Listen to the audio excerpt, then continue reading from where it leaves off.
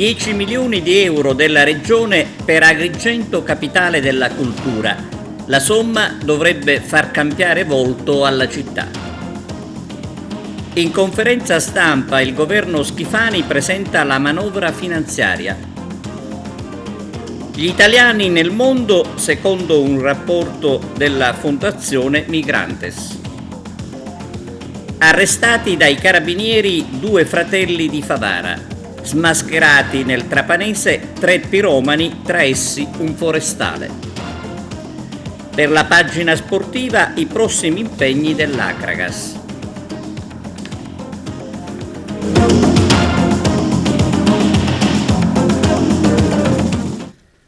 Benvenuti su TVA Notizie. 10 milioni di euro della Regione per Agrigento capitale della cultura.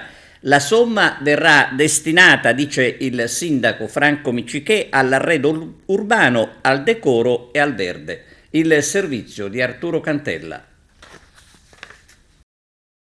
Nell'ambito della nuova finanziaria regionale, il governo ha destinato uno stanziamento di ben 10 milioni di euro finalizzato alle iniziative legate ad Agrigento, capitale della cultura italiana 2025. Il finanziamento sarà suddiviso tra le attualità finanziarie dell'anno 2024 e 2025. La proclamazione di capitale della cultura di Agrigento risale allo scorso 31 marzo, quando fu annunciata dal ministro Gennaro Sangiuliano, riconoscendo la nostra città grande patrimonio culturale, non solo per la sua Valle dei Templi, famosa in tutto il mondo, ma anche per le sue testimonianze barocche, per quelle intellettuali, essendo stata terra natale già dal V secolo del filosofo Empedocle fino a Luigi Pirandello, Sciascia e Camilleri.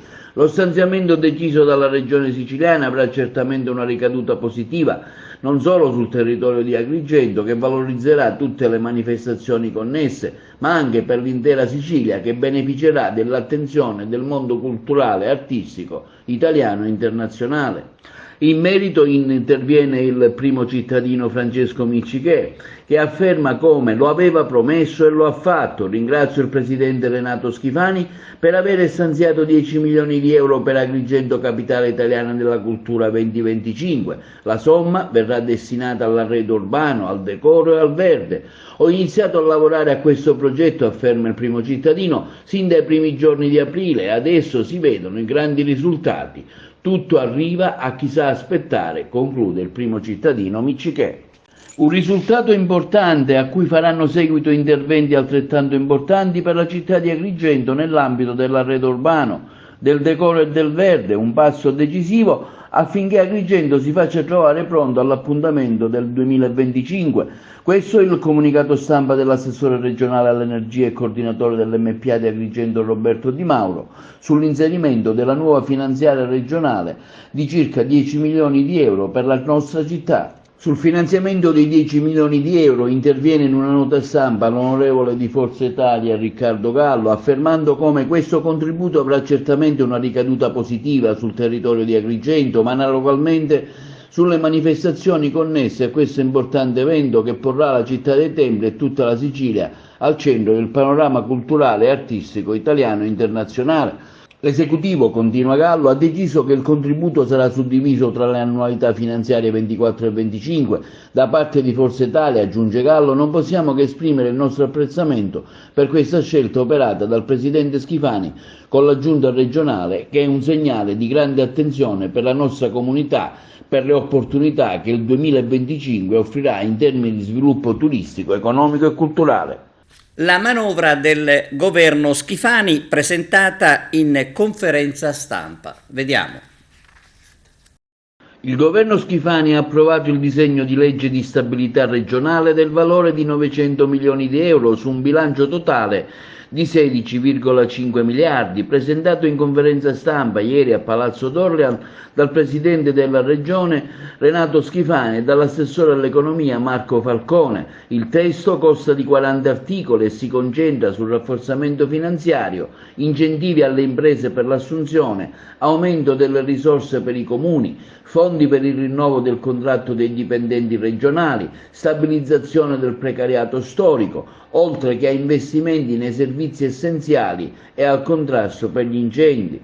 Il disegno di legge prevede anche un accantonamento prudenziale di 900 milioni di euro sul triennio in attesa del recepimento della riforma dell'accordo tra lo Stato e la Regione sul ripiano decennale del disavanzo. Il testo sarà ora esaminato dall'Assemblea regionale siciliana.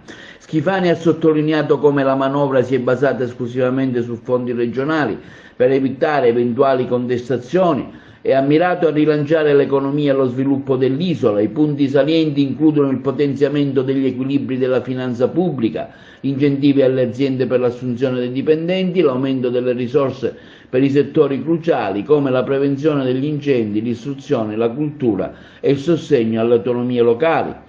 Falcone aggiunge poi che la finanziaria si è basata su 4 macrolinee di intervento, mantenendo un rigore contabile che includono il sostegno ai comuni e agli enti locali, iniziative per favorire l'occupazione, la crescita economica, il rafforzamento della macchina amministrativa regionale, la garanzia dei servizi essenziali, con l'obiettivo di approvare la finanziaria entro dicembre, seguendo una rigida tabella di marcia.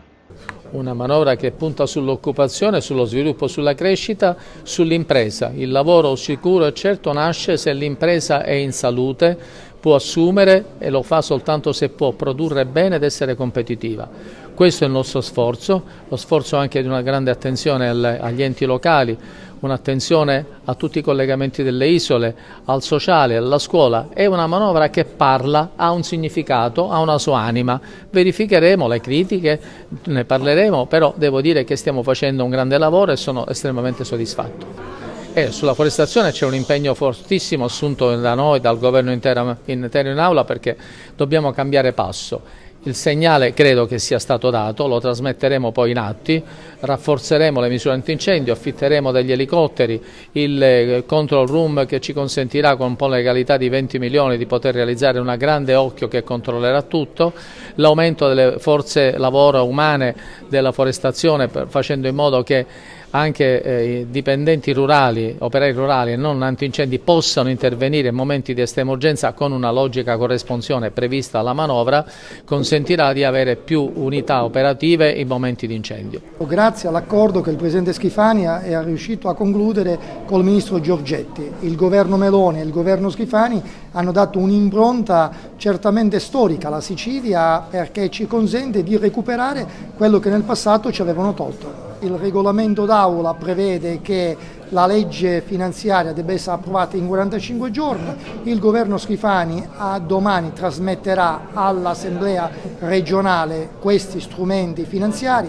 Vorrei ricordare che abbiamo già trasmesso il DDL di bilancio, trasmetteremo anche il DDL di stabilità e con un confronto con tutte le forze politiche siamo molto fiduciosi.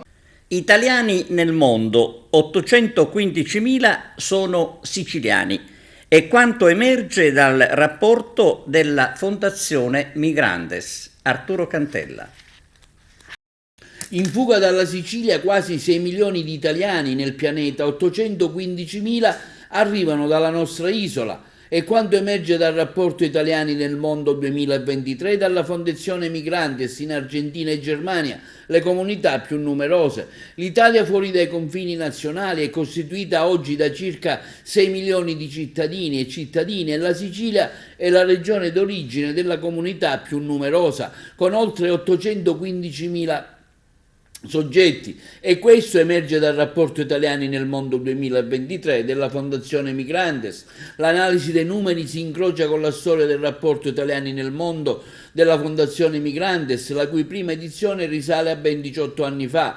Una presenza cresciuta dal 2006 del più 91%, le italiane all'estero sono praticamente raddoppiate, arrivando a un 99,3%, i minori sono aumentati del 78,3%, gli over 65 del 109,8%, i nati all'estero sono cresciuti dal 2006 del più del 175%, le acquisizioni di cittadinanza oltre il 144%, le partenze per l'espatrio del 45%, i trasferimenti da Altraire più 70%. Dal 1 gennaio 2023 si legge nel rapporto i connazionali iscritti all'AIRE sono 5.933.000.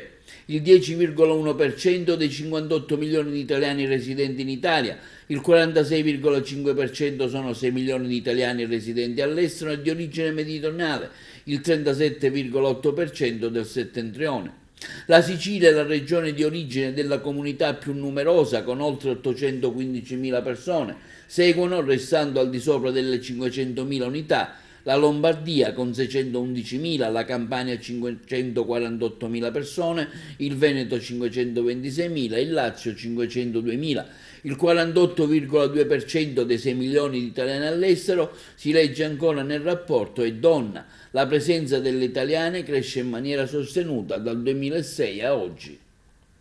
Lorena Di Cristina è la nuova segretaria generale della Federazione Energia, Moda, Chimica e Affini della CISL Agrigento, Caltanissetta, Enna.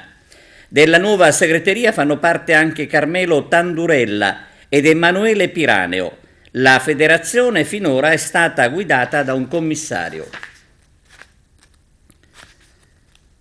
Veniamo alla cronaca. I carabinieri della compagnia di Agrigento hanno arrestato 2 fratelli di Favara ritenuti responsabili di tentato omicidio e lesioni gravi. Arturo Cantella. I carabinieri della sezione radiomobile della compagnia di Agrigento hanno arrestato 2 fratelli di 25 e 17 anni residenti entrambi a Favara, ritenuti responsabili del tentato omicidio di un uomo, delle lesioni gravi del fratello di quest'ultimo avvenuti nella notte tra il 7 e l'8 novembre.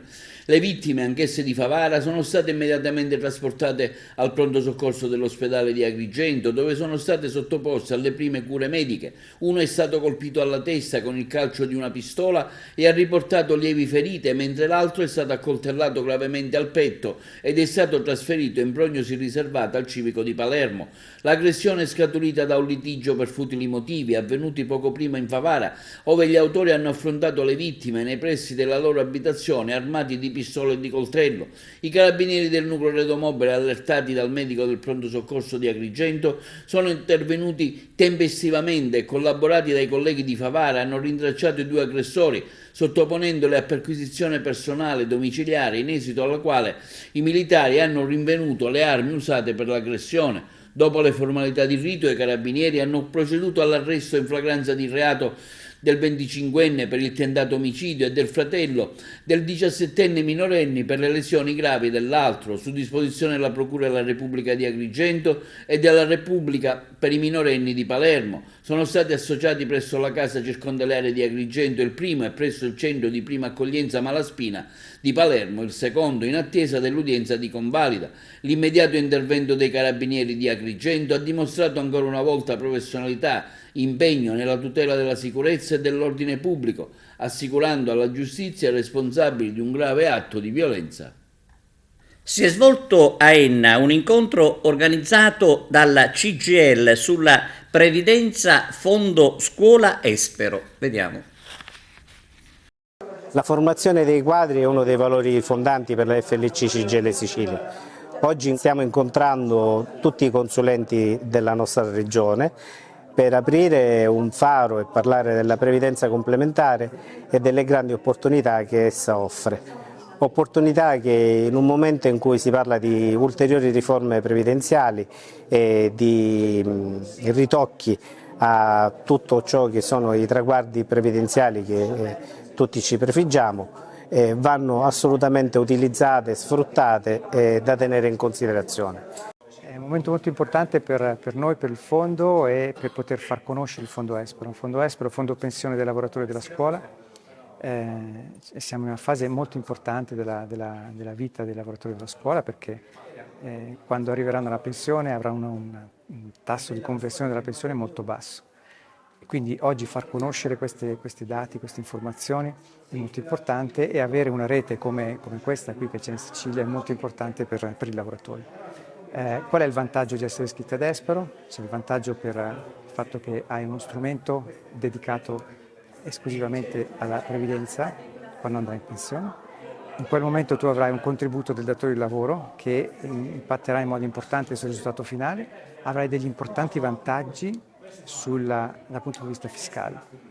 E poi ci sono un'altra peculiarità proprio tipica di questi strumenti che sono i fondi pensione negoziali come Espero, hanno dei costi veramente bassi, quindi sono molto accessibili, con poco puoi fare veramente una grande differenza. Chi è uscito negli ultimi anni dal fondo Espero, che è stato dentro almeno 15-20 anni, comincia a avere degli importi veramente elevati. Quindi è un'occasione per far conoscere e tramite questa rete speriamo di poter diffondere al massimo questa informazione. Tre piromani del Trapanese adesso hanno un volto e, cosa incredibile, uno di loro è un operaio della Forestale. I colpevoli dei roghi verificatesi nella appena trascorsa estate 2023 in provincia di Trapani hanno adesso un volto e un nome. I carabinieri hanno arrestato 3 persone, 2 finite ai domiciliari ed una in carcere. Si tratta di un operaio stagionale di 56 anni di Alcamo, del Corpo Regionale Forestale, di un pastore di 51 anni di Paceco e di un pregiudicato di 49 anni di Custonaci. Il forestale è accusato di aver causato il 27 agosto scorso un incendio in Contrada Costa ad Alcamo su un'area di circa 12 ettari. Oltre alla vegetazione, in quella occasione furono distrutti anche 2 veicoli e colpita la recinzione di un deposito carburanti, una casa privata e l'istituto Danilo Dolci, oltre ad alcuni uliveti. L'operaio è stato individuato grazie alle testimonianze dei residenti della zona e alle telecamere di videosorveglianza.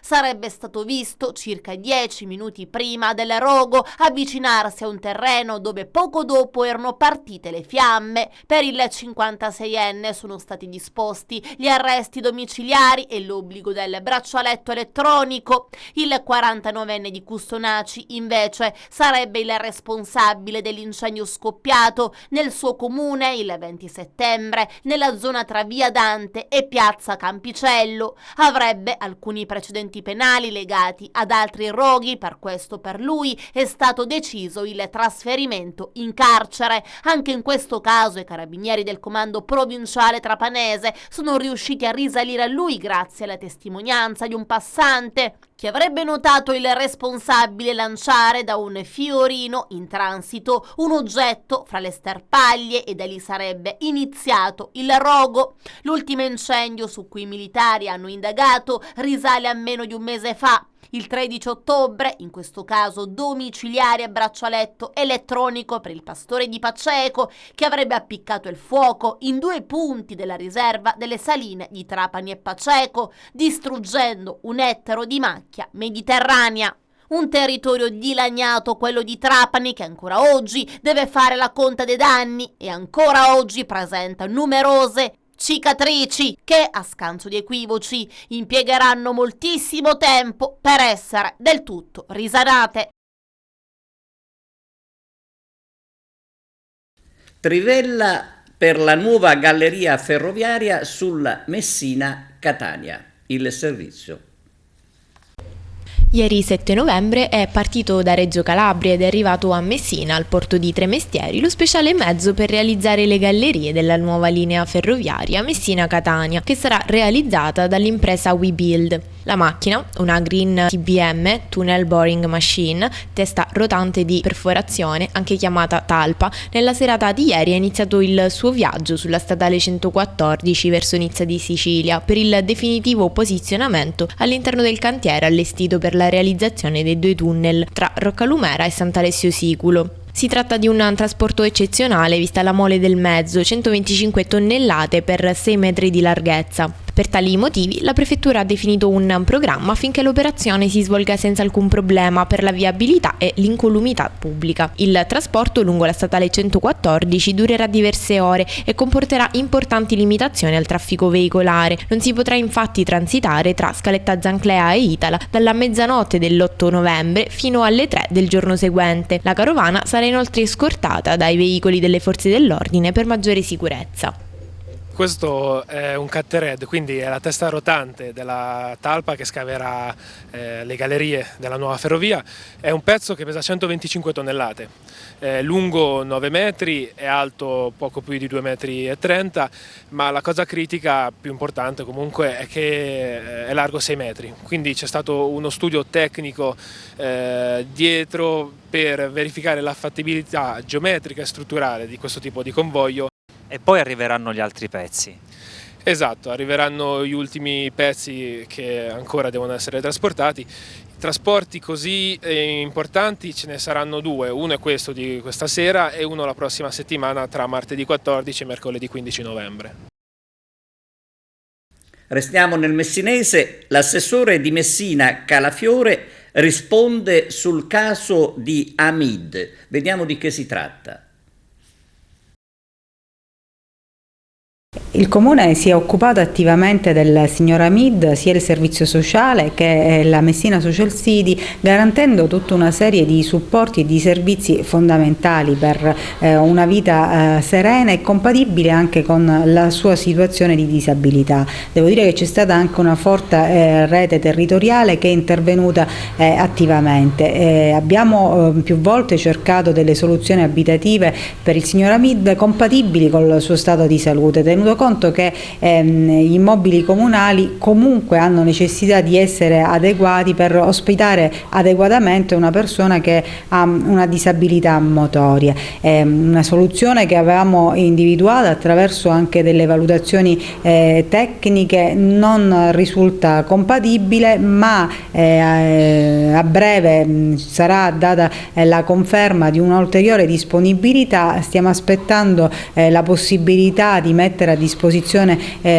questo alloggio e vedremo, e sicuramente speriamo che questa sia l'occasione anche buona per poter dare un immobile che sia adeguato alle condizioni. Però rassicuro che la disponibilità e l'impegno da parte di tutti coloro che hanno seguito il signor Hamid è stata massima, è stato ricevuto sempre e dato ascolto a quelle che sono le sue richieste.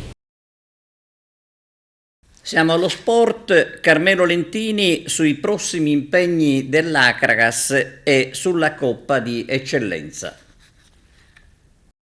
Un altro pesante banco di prova attende l'Acragas. Infatti nei prossimi 3 turni di campionato il gigante dovrà scendere in campo contro avversari di un certo peso. Nell'ordine la Nuova Egea Virtus fuori casa contro la squadra degli ex e Francesco Di Gaetano e Giovanni Biondo, poi all'Esseneto contro la regina dell'altro ex indimenticabile Francesco Salantria, ed infine all'Aci e Galatea contro la Cireale di Agatino Chiavaro, vecchia colonna biancazzurra. 3 impegni di un certo peso prima della sosta obbligata a causa del ritiro della Lamezia Terme. La squadra continua ad allenarsi con molta frequenza e si guarda al prossimo impegno con grande attenzione, confidando nel recupero di qualche acciaccato come Jama, che sembra essere sulla strada dal pieno recupero, mentre l'attaccante Leuca dovrà scontare la sua seconda ed ultima giornata di squalifica. In eccellenza invece si sono giocate lo scorso mercoledì le gare di Coppa Italia, che hanno registrato questi risultati: Castelbuono Athletic Club Palermo 2-1, l'andata era terminata 2-3, ma passa l'Athletic Palermo. Per quanto riguarda lo Sciacca Mazzara è finita 1-0. Dopo i calci di rigore però la partita è terminata 4-5 per la squadra mazzarese, per cui a questo punto passa il Mazzara. Per quanto riguarda invece il girone B, Enna Paternò è finita 1-2. Il risultato finale 3-6 dopo i calci rigore, anche perché nell'andata era stata l'Enna a vincere per 2-1, quindi con lo stesso risultato. Messana Modica 0-0, andata 0-2, quindi passa il Modica. In virtù di questi risultati la prima semifinale sarà Mazzara Castelbuono, mentre per quanto riguarda la seconda vedrà di fronte Modica e Paternò. Abbiamo concluso, grazie per la vostra attenzione e arrivederci.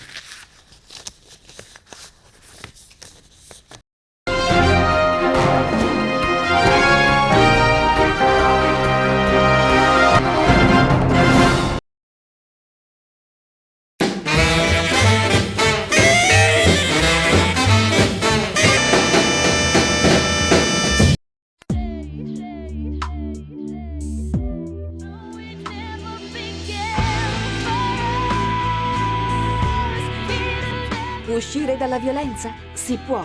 Chiama telefono aiuto 0922 22 922 o 800 961 931. Per la tua pubblicità su TVA chiama il numero 337 96 55 60.